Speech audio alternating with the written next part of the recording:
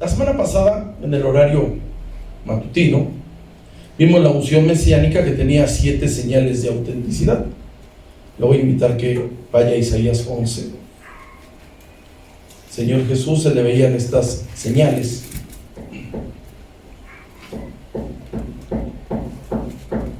Siempre que alguien es lleno del Espíritu Santo tiene señales en ciertas áreas, no en todas. No es uno todólogo, pero hay ciertas áreas donde se ve la llenura. Estamos ahí, Isaías 11, dice versículo 1 y 2, dice: saldrá una vara del tronco de Isaí, y no el que está aquí en la cámara. Un vástago retoñará de sus raíces. Lea el 2, por favor. Y reposará sobre él espíritu de Jehová, espíritu de sabiduría y de inteligencia, espíritu de consejo y de poder, espíritu de conocimiento y de temor de Jehová. Así estuvo la llenura del Señor Jesús. Veíamos, hermano, si usted ha leído la Biblia, siempre había un acto protocolario para que alguien fuera ungido. Los primeros que marcan la Biblia es Moisés ungiendo a sus sobrinos y a su hermano para ser apartados al sacerdocio.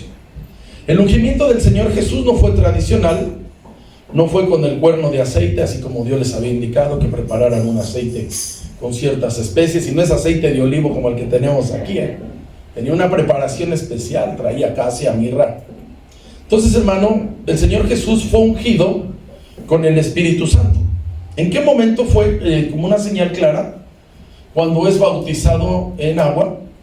El mismo Juan, cuando estaba predicando, decía: viene detrás de mí uno que bautiza con Espíritu Santo y fuego.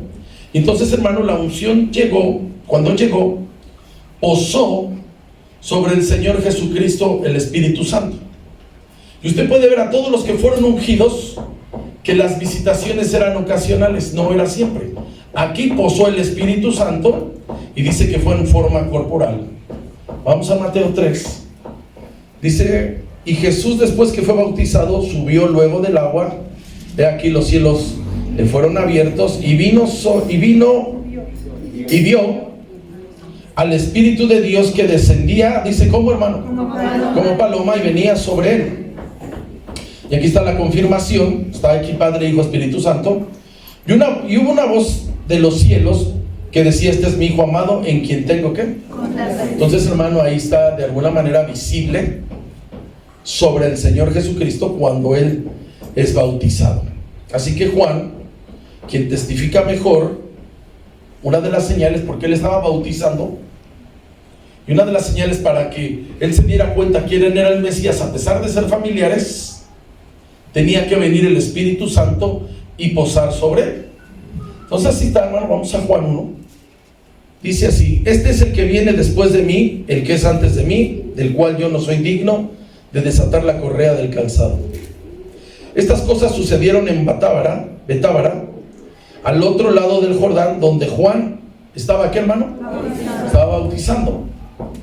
El siguiente día vio Juan a Jesús que venía a él y dijo: aquí el Cordero de Dios que quita el pecado del mundo. Y dice: este es aquel de quien yo dije: después de mí viene un varón, el cual es antes de mí, porque era primero que yo. Y yo no le conocía, o sea, él no se había dado cuenta que era su primo.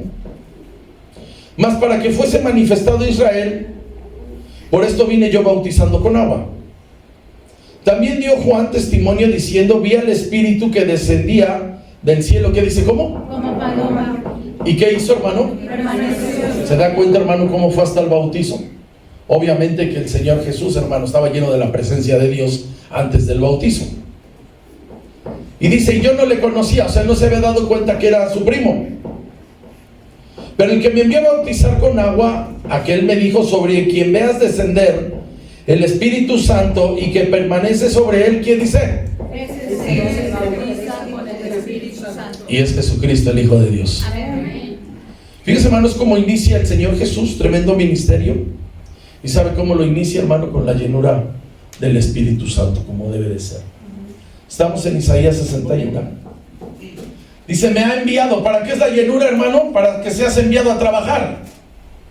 No es para que seas enviado, hermano, y te sientas como eléctrico, que al que agarres lo vas a tener como si hubieras agarrado una malla electrificada. Yo no. Me he enviado a predicar las buenas nuevas. Aquí dice, A los abatidos. y en Lucas dice: a los pobres. a vendar a los quebrantados de corazón, a publicar a los cautivos y a los presos apertura de la cárcel. ¿Para qué ha fungido el Señor? Diga, para predicar. Tú quieres tener, hermano, la llenura del Espíritu Santo y tener unción, hermano, ¿para qué creo hacer? Para trabajar. Y es lo que hacemos, hermano. Y predicar, hermano, es hacer el trabajo del reino. Entonces fíjese, hermano, cómo el Señor Jesús, cuando estuvo desarrollando el ministerio, Él siempre demostró cuál era su misión. Aquí está, hermano, después del bautizo, el Señor clarificó a dónde lo envió el Señor.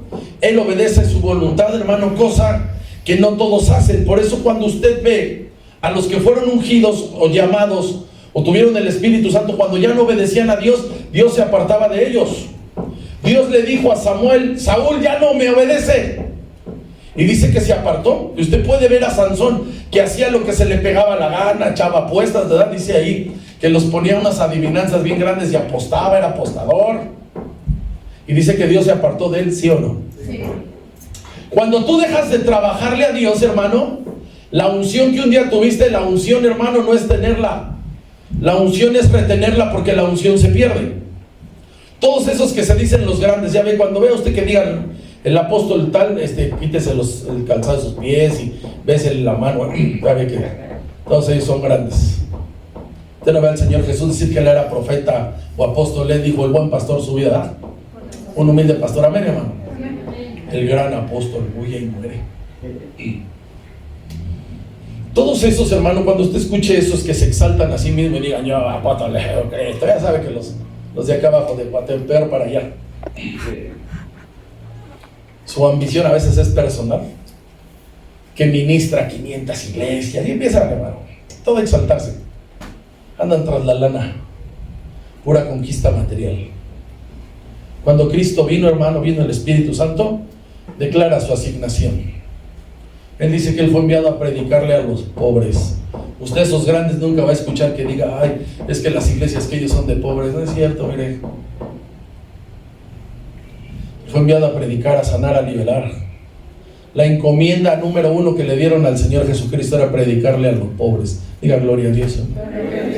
Por eso cuando usted ve a alguien, hermano, con esa exaltación y traen un cuerpo de seguridad y creen que por las garras que traen o por los coches que traen, eso los hace más grandes, no, hermano. Eso a veces los vuelve más cretinos. Eso, hermano, cuídese, porque de repente en un momento le van a sacar una ofrenda. El Señor Jesús era muy sencillo. Dice así, hermano, Isaías 61: el Espíritu de Jehová el Señor, dice, está sobre mí, porque me ungió Jehová. Me ha enviado a predicar buenas nuevas a los abatidos, a vendar a los quebrantados de corazón y a publicar libertad a los cautivos y a los presos apertura. ¿Dice de qué? Pura liberación. Versículo 2, léalo, por favor.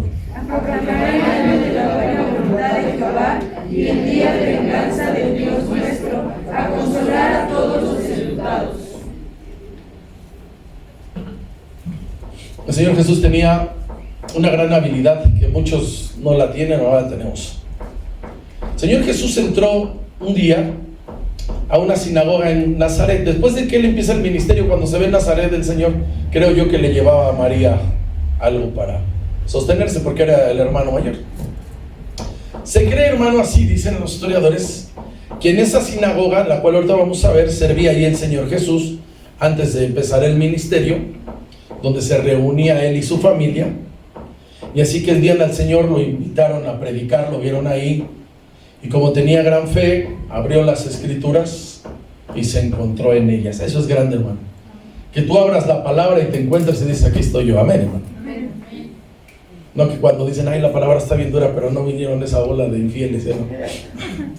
Ay, era para ese, era para esa, y no vino el desgraciado. Lucas 4.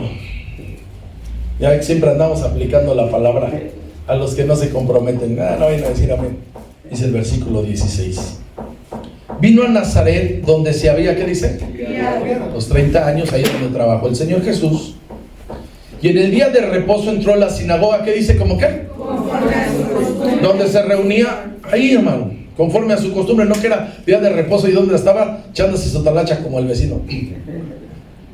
Y se levantó a predicar, y se le dio el libro del profeta Isaías, el que estamos viendo, esos pasajes. Y habiendo abierto el libro, halló el lugar donde estaba escrito: el Espíritu del Señor está sobre mí, por cuanto me ha ungido para dar buenas nuevas. Dice aquí dice: ¿a quién? A los pobres. ¿A quién andaba tras los empresarios? Me ha enviado a sanar a los quebrantados de corazón, a pregonar libertad a los cautivos y vista a los ciegos, a poner en libertad a los oprimidos. 19. Dice: ¿cómo? Ahora fíjese, el versículo 2 de este mismo pasaje de Isaías está más completo. Vamos para allá. Fíjese, aquí nada más termina: a predicar el año agradable del Señor. Vamos al 2 del 61. Dice: a proclamar el año de la buena voluntad de Jehová. Hasta aquí está en Lucas nada más. No está completo el versículo, no lo recita el Señor. Dice: y el día de venganza del Dios nuestro, a consolar. ¿Dice a quién? Eso no lo dijo el Señor. La pregunta o la duda santa es: ¿por qué el Señor nada más leyó hasta ahí? ¿Por qué nada más leyó hasta proclamar el año de la buena voluntad del Señor? Ahora fíjese, hermano, quiero dejarle esto en claro, que cuando la Biblia habla de tiempos, de días, de horas y de años, usted y yo tenemos que abrir bien los ojos y tenemos que escudriñar las Escrituras, hermano, sin ociosidad, sino que la vas a ocupar con un fin. Porque lo más seguro, hermano, que cuando la Biblia habla de tiempos, muy seguro es que no hable de un tiempo ordinario, hermano. Le doy ejemplos. A veces, hermano, el Señor da tiempos específicos, y a veces son literales, y a veces son proféticos. Le voy a dar un ejemplo. Cuando el Señor viene con Noé, Él le dijo que iba a hacer llover en la tierra, ¿cuánto tiempo? 40 días y 40 noches, y así fue. Cuando vino el anuncio de destrucción de Sodoma y Gomorra, tenía día y hora. Y cuando fue la esclavitud de Egipto, Dios le dijo que iban a estar 400 años. Hubo un periodo de 30 años que se pasaron, fueron 430. Porque yo le echo la culpa a Moisés, porque él se largó. Pero bueno, no lo vamos a acabar, él se fue. Cuando Dios, hermano, sentenciaba o bendecía a los reyes, como cuando le dijo a Acab que no iba a haber agua, le dieron un tiempo. O cuando le dijeron se me fue el que le dieron 15 años para vivir, Ezequías. ¿Estamos bien? Sí. Le dijeron que le daban 15 años y así fue. La no destrucción de Nínive, Dios, cuando le dijo al profeta que fuera a predicar, decía de aquí a 40 días. Había un tiempo específico. La cautividad de Babilonia, 70 años, había un tiempo específico. Y el reinado de la bestia, ahí en Apocalipsis, son 84 meses. Todo esto, hermano, que le narré, es un tiempo ordinario. Y cuando Dios habló, hermano, todo fue un tiempo exacto. Pero cuando hay una palabra profética, hermano, ahí sí, no hay día y no hay hora exacta. Todo queda en un misterio. Porque si no, hermano, sí. Porque muchos dicen que la Biblia dice esto y esto y esto. Uno dice sí, pero muchos piensan a decir, y la Biblia dice que tal día, tal hora. Ya cómo estaban los mayas en el 2012, ¿se acuerdan? Sí. Que se iba a acabar la tierra. ¿Qué le debe a los mayas? Saben más que los ángeles. ¿Qué le debemos a los mayas? Diga la receta de la cochinita nada más. Y está mejorada la de al rato que vamos a probar. Entonces no venga ya. Entonces no venga ya. Cada que vemos eso le debemos a los mayas. Es lo único ya. Todo queda en un misterio. Dios, le doy ejemplos. Dios le dijo a Abraham: en ti serán benditas todas las familias de la tierra. Y no le dio fecha y hora, sino hasta el último momento que las personas se acerquen al Señor Jesucristo van a ser benditas en su genealogía todas las familias de la tierra. Las 70 semanas del profeta Daniel no son semanas ordinarias. La venida del Mesías no estaba más que encerrado en la profecía de esa que está escondida. El día y la hora del rapto del pueblo de Dios no tiene día y no tiene hora. La segunda venida de Cristo no tiene día y hora. Los discípulos que pensaban que tenían paro fueron y le preguntaron: Señor, ¿restaurarás el reino de Israel? Dijo: a ustedes no les toca saber el tiempo ni lo que Dios ha apartado. Y algunas profecías de Apocalipsis, porque ya veo ahorita que hay dificultades de aquel lado, andan poniendo infinidad de cosas. No sabemos cómo uno se atreven. La Biblia se calla y el hombre, en vez de que se calle, ellos sí hablan. La Biblia se calla y tú te callas. ¿Siguen ahí, hermano? Dios, en su misericordia, antes que sucedan las cosas, Dice que va a haber señales. Dice, cuando suceda esto, aprended de la higuera. Pero no hay día y no hay hora. Entonces, fíjese, hermano, estamos predicando, estamos hablando de la predicación del año agradable del Señor, que ya vimos cuándo inicia, pero no sabemos cuándo se acaba.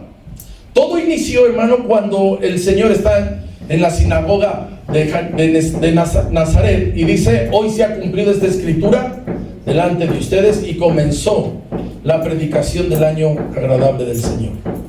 Estamos en Isaías 61. ¿A qué fue enviado Cristo? A proclamar, dice ahí, estamos. El año de la buena voluntad ¿de qué? De Jehová.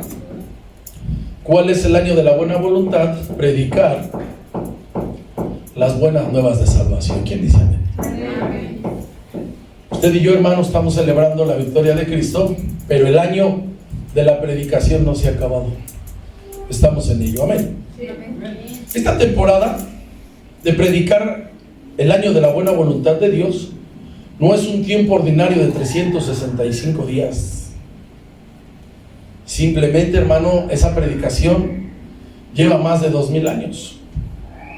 De años de 365 días. ¿Qué es lo que debemos entender? Esto, hermano, y así está. Usted sabe que Dios no tiene prisa, hermano. No sé. Le voy a decir por qué. Para Él no pasa el tiempo. Usted sí, usted empieza su reloj y empieza. Vamos a tragar. Tu partidito. Tu talachita como el vecino. Tu comedia a las 9. Tu serie. A ver, ya ve que ahora con las nuevas plataformas, hasta que no ven sentado al Pablo Escobar, se quieren parar. 8. Y un tiro y nos vamos, ¿sí o no? Ya cuando te das cuenta y dices, ay, perdí el tiempo. Para Dios no pasa el tiempo. Dice su palabra, porque Él habita en la eternidad. ¿Dónde habita Dios? Usted ahorita, hermano, cada minuto va a decir, ya estuvo. Ya es 1:30. Ya me lo acaba esto. Y baja su mirada a ver su reloj. O si no trae reloj allá atrás. O saca su alcahuete. ¿Qué hace el alcahuete? Su celular. Salmo 90. Ah, nadie trae, ¿verdad? Uy, vayan a aprender. Diga, Dios no tiene prisa. Tú oras a Él, hermano, y quieres que para la tarde se haga todo como tú dijiste.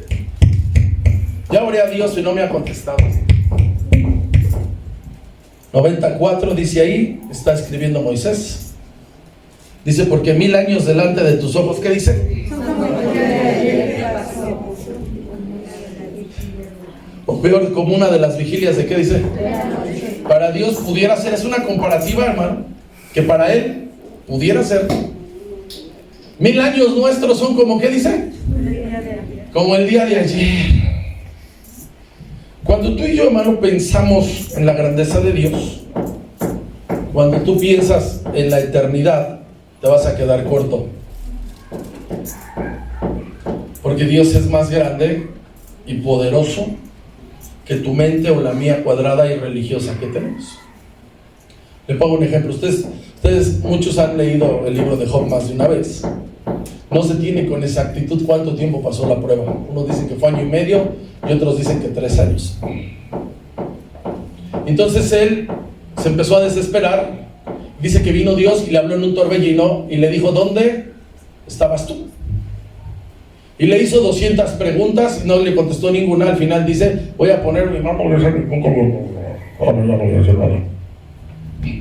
Porque Dios hace muchas cosas que tú y yo ni siquiera sabíamos. Usted sabe que aquí hay ondas. Todos, hay muchísimas ondas. Aquí no las ve.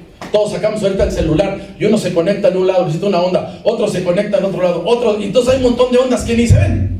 ¿Se agarra la onda o no? Aquí hay 2 gases por lo menos. Hay oxígeno y hay dióxido de carbono. Entonces nosotros, hermano, tenemos un cerebrito así, mire. Y un razonamiento así. Cuando tú vas a estudiar teología, es similar como si fueras a trabajar al Banco de México, Vas a ver mucha lana ahí, pero ya, al final del día vas a decir, no, yo he visto un montón de lana, pero no es tuya. Y verás a ver cuánta lana veo hoy y mañana, y veo muchos metales, sí, pero no es tuyo. Cuando tú vas a estudiar teología y vas a intentar de ver el conocimiento de Dios, te vas a quedar pequeño. Y si no, hermano, por eso dicen que estudió, que está teólogo, o sea, se quedan locos si tú no te vacunas. Otros salen con doctrinas bien chuecas. Para mí Dios es así, para mí Dios es así. Para mí, cuando empiezan con su para mí, es que yo creo, aguas. Nuestra mente está así, hermano. Y hay cosas que Dios no le ha permitido al hombre saber. Se atrofia, se hace bolas. La misma evolución. Dicen los evolucionistas que el universo tiene 64,000 millones de años. Y otros dicen, tan equivocados, esos son 63,000 millones. ¿Por qué cree que la palabra dice que la letra mata, más el espíritu, ¿qué dice? Tú te metes letra, hermano, bueno, te pierdes la vista, es lo primerito, eso lo digo. Pierdes la vista, hermano, luego tienes tantas cosas en la cabeza que cuando cierras los ojos, hermano, así mira. Qué bueno que usted nunca ha estado loco, porque dicen, es que yo estoy estudiando a Dios. Moisés, que escribe este salmo, dice, porque 1000 años delante de tus ojos, ¿qué dice ahí? Son que... ¿Usted se imagina eso, hermano? O peor, como una de las vigilias de qué. O sea, este salmo que escribe Moisés, si usted ve la Biblia y ve tantos escritos, hermano, usted ya ha ido a la universidad, usted ha leído todo lo que usted quiera, usted puede ver que Moisés es de los hombres más entendidos que hay en la historia. Es de los hombres más entendidos que hay en la Biblia. Conoció a Dios en muchas facetas. Moisés tuvo la sensibilidad de escribir el Génesis.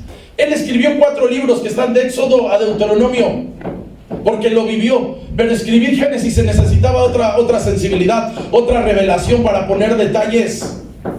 Si Moisés, que conoció a Dios de ese tamaño, llegaron sus días, cuando llegaron sus días no se quería ir, llegó este tiempo de escribir y empieza a tratar de describir al Señor en lo eterno y lo grande que es, y dice, es que para ti 1000 años son como el día de ayer. La pregunta o el problema es para mí, ¿cómo le hago para explicarle el año de la buena voluntad de Dios? Si Moisés dice que para él son 1000 años como un día, o peor, como una de las vigilias de la noche, que es una vigilia 3 horas, o sea, todavía se pone peor. Si nos pusiéramos así de exigentes ahorita y dijéramos, entonces, ¿cuánto ha pasado viéndolo desde el reloj de la eternidad para tratar de... ¿Cuánto ha pasado de la era cristiana si para Dios 1000 años son como el día de ayer? ¿Cuántos días han pasado? Y unos cuantos minutos por los 22 años de este milenio. Diga, Él es eterno. Porque cree que nunca tiene prisa. Porque para Él no pasa el tiempo. Amén, hermano. Estamos ahí en el versículo 2 de Isaías. Cristo vino a proclamar, a desatar el año de la buena voluntad del Señor. Usted y yo, hermano, estamos predicando el Evangelio, que son las buenas nuevas de salvación. ¿Cuál es la invitación esta tarde? A que no se ha terminado, hermano, el año de la buena voluntad. Ahorita ya estamos adorando al Señor porque Él resucitó, pero nuestra labor no ha terminado. Diga, hay que predicar. ¿Para qué se abre este lugar, hermano? Para predicar. Se les enseña a ustedes, y ustedes, que es la iglesia no es el edificio, este es el lugar, el recinto de oración, la iglesia que es usted predica, hermano. Y luego los trae, hermano, nosotros los confirmamos, los bautizamos, los adoctrinamos, pero de eso se trata. Entonces lo que predicamos es la resurrección del Señor Jesucristo, quien vive y reina para siempre.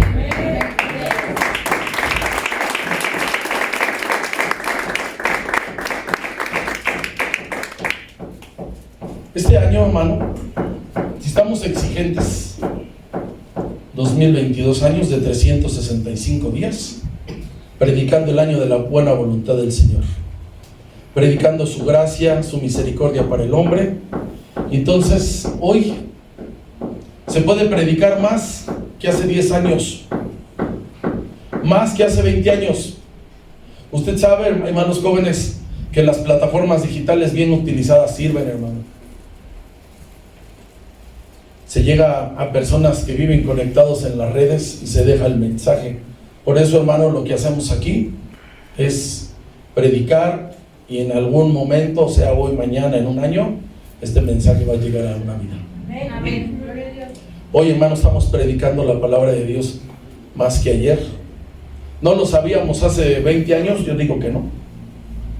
No lo sabíamos. Se aceleró gracias a la pandemia. Diga gloria a Dios. Unos se volvieron más flojos, sí. Pero de que se predica, se predica. Estamos nosotros, hermanos, siguiendo predicando la vida eterna. La oportunidad de ser salvo sigue vigente. La oportunidad de ser redimido sigue vigente, hermano. Pero Dios te necesita a ti. Dios te quiere a ti. ¿Cuántos amenes hay? Porque si piensan que es venir a calentar un asiento, hermano, déjeme decirle que se equivoca. ¿Cuándo se va a terminar este momento? Nunca. No hay ahorita algo cercano. Tenemos la oportunidad de seguir proclamando el año de la predicación del Evangelio, la obra de Cristo, hermano, y tú y yo somos privilegiados, y en esta tarde lo agradecemos. Predica, hermano, la vida y la obra del Señor Jesucristo, porque Él vive para siempre. Él resucitó, Él murió, hermano. ¿Sabe qué es triste? Que a veces, hablando de las mismas redes, los temas no son los necesarios. Usted ve los temas ahí, dice, este tema está bien light. Espera lo que recibes, cree lo que esperas, pide lo que quieras y se te será hecho. A cuando pone uno ahí, hermano, otro tipo de mensajes, pero ya Dios le tomará cuentas a cada quien. Estamos en el versículo 2 de Isaías. ¿Por qué el Señor nada más leyó hasta a la mitad del 2 del versículo que estamos estudiando? Dice la segunda parte del versículo 2: a predicar el día de la venganza. ¿De quién, hermano? De Dios nuestro. No lo dijo eso Cristo. Es un misterio, y podríamos decir, hermano, posiblemente porque Él estaba inaugurando la predicación del Evangelio, y ahorita, hermano, meterle eso iba a ser tal vez un poco más difícil, pero ahorita, hermano, esto se debe de cumplir. Entonces, la segunda parte del versículo habla aquí de la venganza de Dios. Dice: y el día de la venganza del Dios nuestro, y a consolar a los enlutados. La pregunta sería: ¿de quién Dios se tiene que vengar?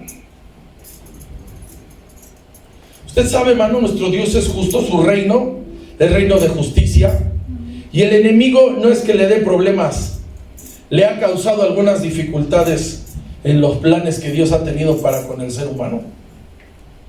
¿Dios va a enjuiciar a los incrédulos y desleales? Sí. ¿Dios va a enjuiciar a todos los que se le han unificado al diablo?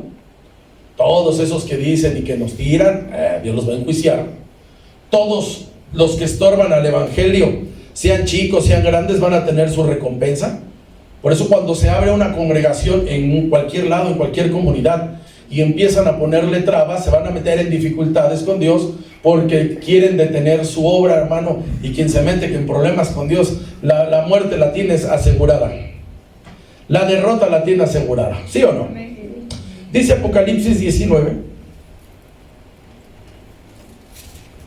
Dios va a traer a juicio toda obra buena o mala, dice así. Pero sabe, hermano, si algo Dios hace, hermano, es bendecir a los que promueven su obra. Usted puede ver al Señor Jesús, que le llevaron a un centurión, y dice los ancianos que le dijeron: es digno que le hagas el milagro. Dice: porque nos edificó una sinagoga. O sea, era romano, pero colaboró para que se predicara la palabra. Dice Apocalipsis 19, dice: de su boca sale una espada aguda para herir con ella, ¿a quiénes? A las naciones. y las regirá con vara de hierro. Él pisa el lagar del vino del furor de la ira del Dios Todopoderoso. Y en sus vestiduras y en su muslo tiene escrito este nombre: Rey de Reyes y Señor de Señores. Dice: y vi un ángel que estaba de pie en el sol y clamó a gran voz, diciendo a todas las aves que vuelan en medio del cielo: venid y congregaos a la gran cena de Dios, para que coman las carnes de reyes y capitanes, y carnes de fuertes, carnes de caballos, de sus jinetes, y carnes de todos los libres y esclavos, pequeños y grandes. Y vi a la bestia y a los reyes de la tierra y a sus ejércitos reunidos para guerrear contra aquel que montaba el caballo y contra su ejército. Lea por favor el 20. La bestia fue cansada, y con ella el falso profeta que había hecho delante de ella las señales con las cuales había engañado a los que recibieron la marca de la bestia y habían adorado su imagen. Estos dos fueron lanzados vivos dentro de un lago de fuego que arde con azufre. Esos son los enemigos de Dios. Quien le estorba, hermano, dice que el que no es con él, ¿qué dice? Esa se la fusiló el que vive ahí en el Palacio Nacional, ¿verdad? Que no está contra la 4, el que no está con la 4, usted está contra la 4. La Biblia dice que el que no es con él es ¿contra quién? Contra él. O sea, aquí no hay nada que yo no respete, nada que... Este es el día de la venganza del Señor. Por eso, hermano, que posiblemente el Señor nada más recitó hasta la mitad de ese versículo. Así que, hermano, es el tiempo de predicar el año de la buena voluntad de Dios. Y si en ti, hermano, está la sabiduría de hablar y decir, hermano, que va a haber un juicio, hazlo sin que le metas temor a las personas. Nada más es bueno hacerlos conscientes, porque viene un juicio de toda situación.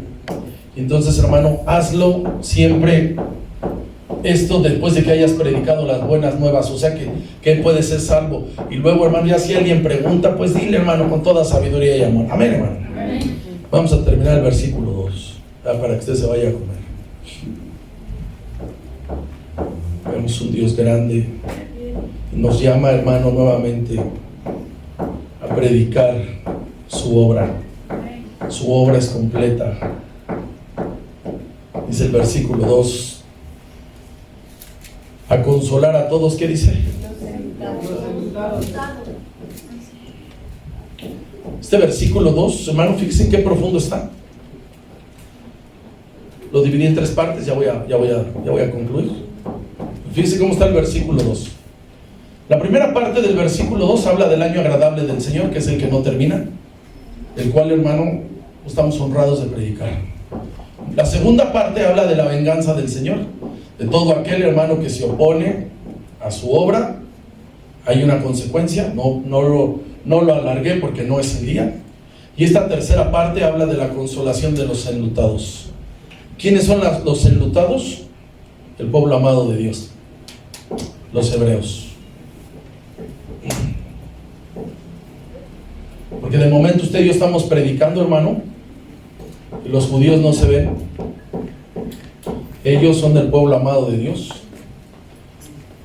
A veces lo quieren hacer tan controversial, pero a veces como ni conocemos las escrituras, ni entendemos. Si a alguien le ha pasado difícil son los judíos. Ellos han sufrido lo que usted y yo no conocemos. Ha sido un pueblo que ha estado en guerra por años. Usted sabe lo que pasó con el loco del Hitler. Se descabezó 6 millones. Y de repente usted ve lugares donde dice que un país está a la casa del judío, o sea que no los quieren. No, hermano, ellos también son parte. Porque Dios no tiene 2 pueblos, hermano. Dice la palabra, dice en Romanos, que de ambos pueblos hizo ¿cuántos? Uno. Así que, hermano, póngase en pie. Vamos a Isaías 40, ya terminé. Ellos son pueblo de Dios.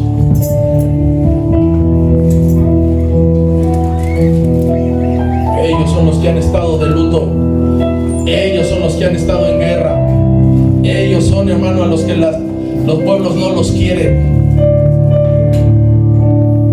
Dice versículo 1 y 2: consolaos, consolaos, pueblo mío, dice vuestro Dios, hablad al corazón de Jerusalén, Decidle a voces que su tiempo ya es cumplido, que su pecado es perdonado, porque ¿qué dice? ¿Cuánto, hermano? ¿Cuánto ha recibido el judío? Deje ahí su Biblia. Usted se imagina que cuando usted y yo la regamos nos dan sencillo, ¿no? El judío dice ahí que le han dado ¿cuánto? Doble.